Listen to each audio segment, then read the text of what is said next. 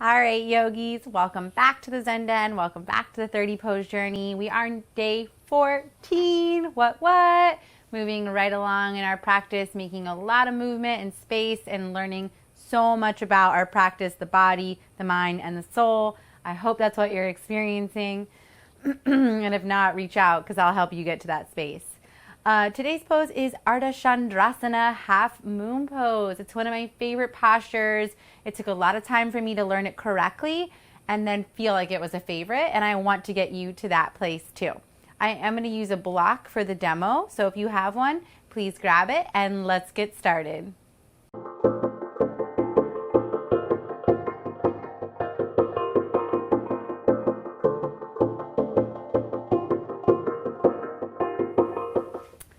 Alrighty, so you're on your mat, you're ready to make this beautiful shape with your body, and here we are, me helping you go through it. So the biggest things I want you to learn before we go up into the pose is that just like Warrior 3, when we're standing here with one leg as the standing leg and one leg lifted, they both have to work, okay? Nothing is never not working. The other big component is that as you begin to open through the hips and rotate on the pelvis, the back foot has got to be doing something. You cannot be flopping around. You have to have really flexed toes that are helping you balance here. And then lastly is making sure that the hips here, the sacrum, the pelvis, not the sacrum, sorry, the pelvis is rotating open on an axis. Okay? A lot goes into this posture. I continue to use a block in my practice after many years. It really helps me find the length and space that feels good in the pose. So let's get started. You can either travel with your block in your hand or have it waiting down there for you.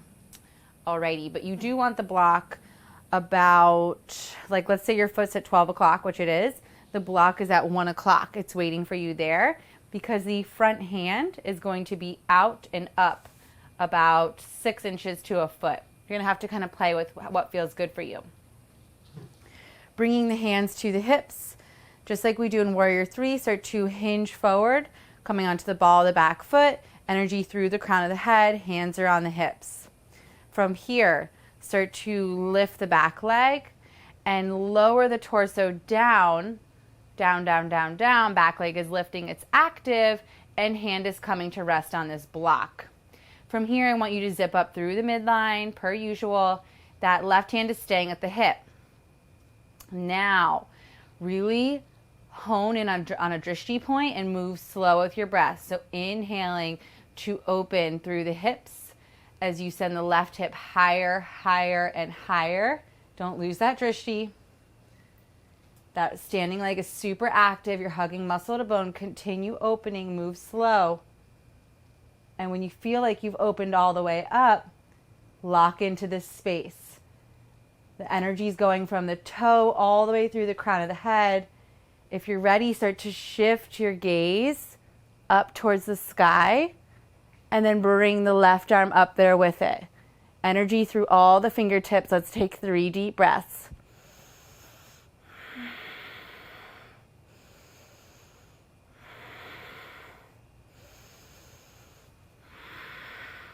Next inhale, start to slowly shift the gaze, bend the standing knee, and come back up.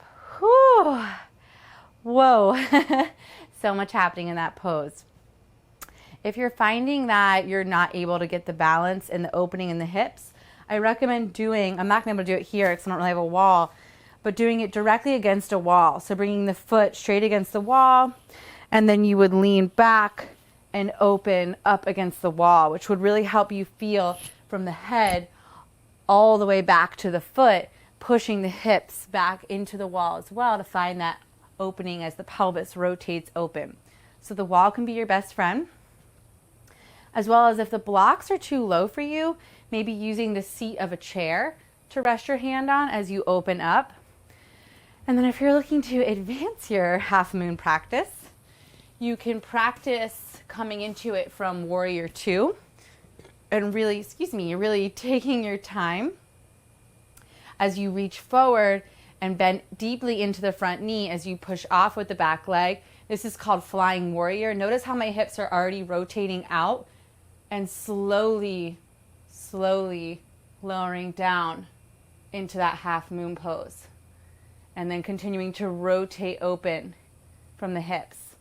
Also, if you're wanting more here, you can I take a deep bend in the leg and reach back, find your foot for 𝗄𝗶𝘁, and then start to kick the foot into the hand as you open the heart. Really big back bend, really big opening in the hamstrings. And then slowly lower, release, and come on back up. Lots of things going on with half moon pose. It's an exciting posture, strengthening, lengthening, balancing, so much going on per usual.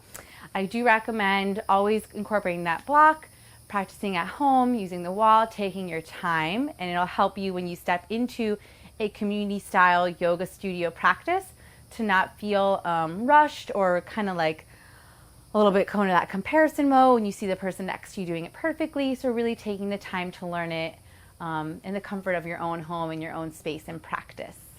As usual, thank you for joining me and stepping on the mat today. Tomorrow is day 15 of our journey, which means we're halfway through, which is amazing. So I'll meet you back here tomorrow. See you later, yogis. Hey journey goers, Allie here with a huge favor to ask you. If you love practicing yoga alongside me and want more of it, then please subscribe to the channel.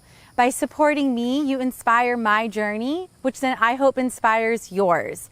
As always, thank you for stepping on the mat with me, for being a part of this community, and for making the commitment to live your journey.